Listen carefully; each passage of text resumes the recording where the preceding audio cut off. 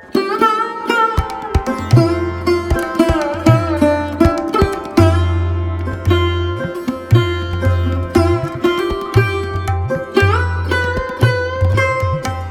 Swami Samarth. Hello, नमस्कार. मी गायत्री. तर 13 दिवसानंतर मी देवपूजा करायला घेतली, कारण आम्हाला ना सुतक होतं. तर सुतकामध्ये देवपूजा ही करायची नसते. तर आपण ह्या गोष्टी पाळल्या ना तर आपल्याला पितृदोष हा लागत नाही. तर कोणी कोणी पाळतच नाही, त्यामुळे दोष लागतो, पितृदोष.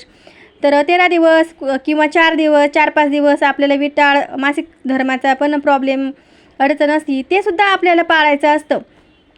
तर सुतकामध्ये तर अवश्य पाळायचं असतं, कारण स्वामींचं नामस्मरण तर आपल्याला हे चालूच ठेवायचं असतं. स्वामींच्या नामस्मरणाला कोणतंच सुतक विटाळ काहीच नसतं बंधनकारक. जिथे असाल तिथे स्वामींचं नामस्मरण हे चालूच ठेवावं लागतं. तर ही नित्याची देवपूजासुद्धा माझी रोज अशीच असते. तर अमावस्येलासुद्धा मी अशीच करते. कधी कधी थोडासा कंटाळा येतो मला, पण मी थोडा वेळ स्वतःला देऊन मगच देवपूजा करत असते.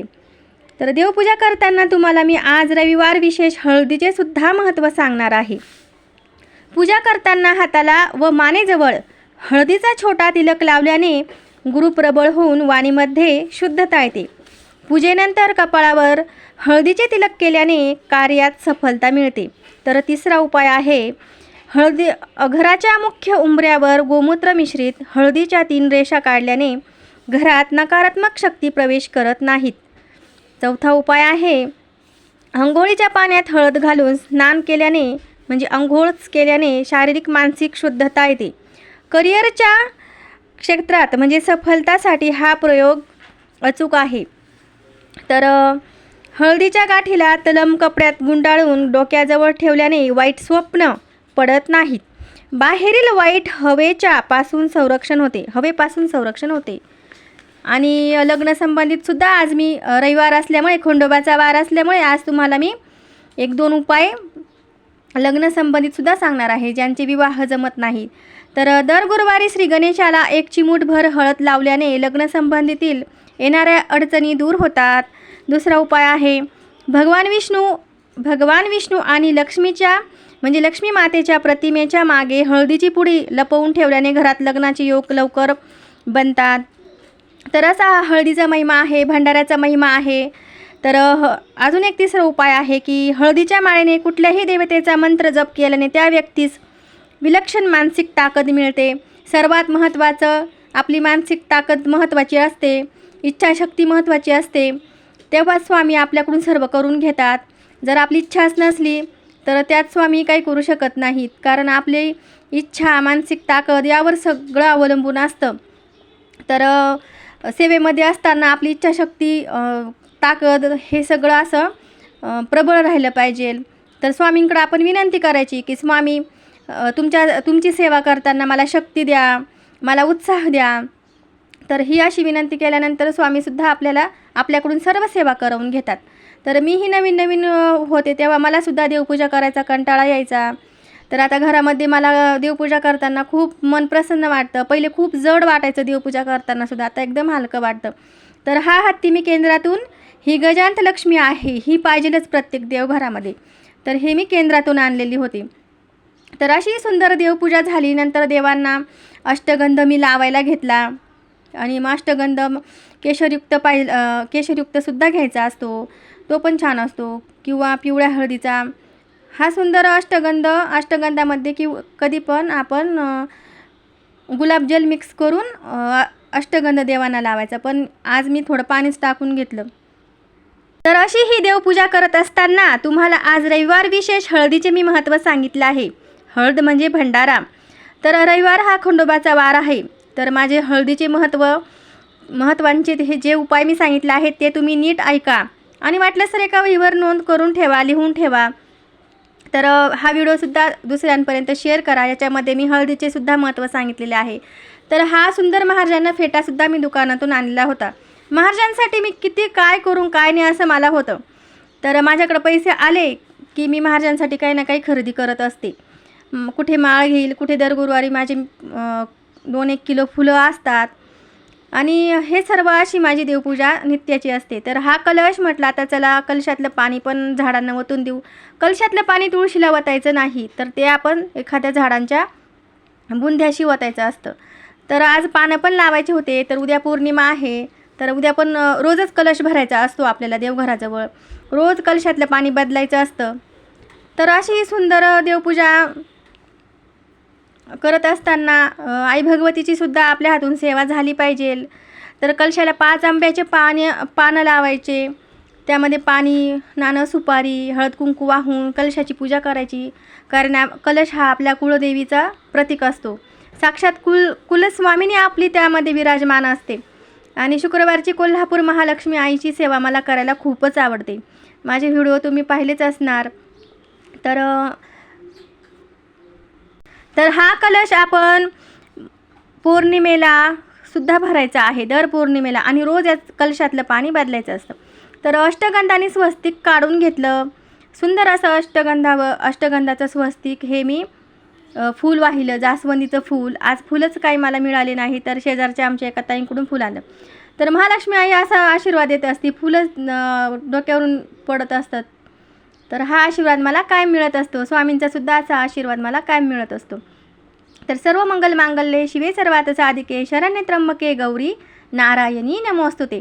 अशी आई भगवतीजवळ मी प्रार्थना केली आणि मनोमन म्हटलं की आई भगवती मला योग्य मार्ग दाखव, माझ्या सगळ्या कार्यामध्ये मला यश दे आणि माझं कुटुंब सुख समृद्धीत राहू दे.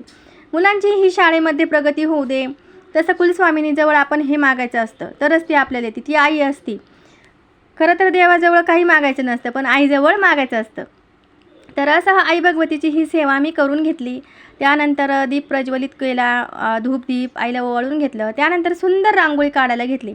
तर हा साचा मी आमच्या इथे बाजारामधून दिवाळीचा बाजार असतो, तर तेव्हा हा साचा आणला होता. त्याच्यावर छानपैकी शंख, चक्र, कमळ, लक्ष्मीचे पाऊल, गदा, चंद्र, सूर्य, गोपद्म, स्वस्तिक, ओम असे छान चिन्ह आहे. त्यामुळे हे एकदम असं शुभ मानलं जातं रांगोळी काढायला देवपूजेसमोर. तर श्री स्वामी समर्थ हा सुद्धा साचा मी आणलेला होता. पहिले मी हातानेच रांगोळी काढायची, पण हा साचा मला योग्य वाटला, त्यामुळे मी ह्या साच्याने कायम रांगोळी काढत असते.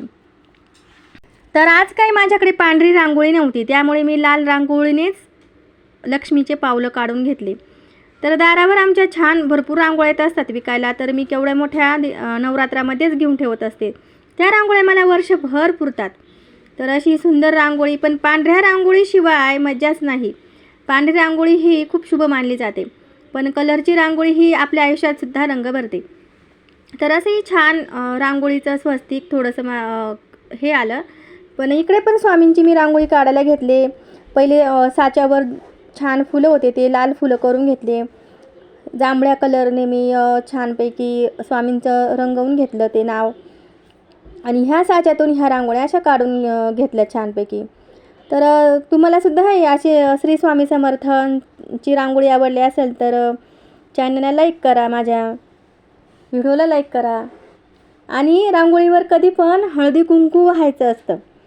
तर हळदी कुंकू हे शुभ असतं रांगोळीवर वाहिलेलं. तर आज एक सुंदर स्वामींसाठी मला विचार आला मनामध्ये.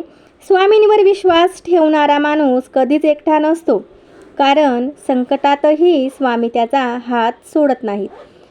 तर हा सुंदर स्वामींचा विचार स्वामींना अर्पण. तर छान ढोकळा बनवलेला होता. आज मुलांना रविवार होता, तर आज सुट्टी असल्यामुळे ढोकळा केला होता. तर ढोकळ्याचा नैवेद्य तुळशीपत्राने स्वामींना छान दाखवून घेतला. तर तुळशीपत्राचं देठ हे स्वामींकडं करूनच नैवेद्य दाखवायचा असतो. स्वामींना मुजरा पण करायचा असतो आपण, कारण मुजरा हा मुजऱ्यातच आपल्याला स्वामी आशीर्वाद देत असतात.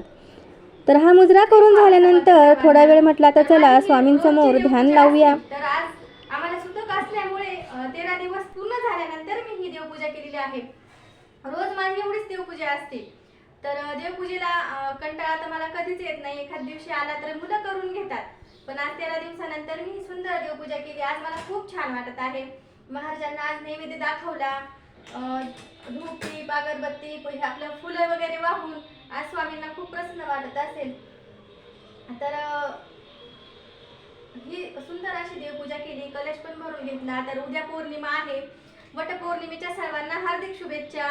आणि वटपौर्णिमेची सेवा सगळ्यांनी करा. उद्या शिवलीलामृताचा 6वा अध्याय नक्की वाचा. उद्या वटपौर्णिमेला स्वामी समर्थांचा मंत्र म्हणायचा आहे. तर भगवान श्री स्वामी समर्थाय नमः. मम अखंड सौभाग्यवती वर प्राप्ती कुरु कुरु स्वाहा.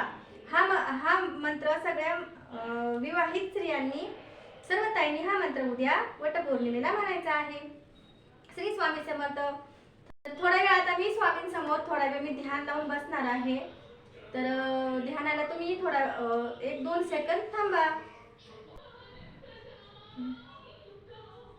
स्वामी समर्थ. तर देवपूजा झाल्यानंतर थोड्या वेळ स्वामींसमोर 5 मिनिटं का होईना थोड्या वेळ ध्यान लावा. मन शांती नक्की मिळते.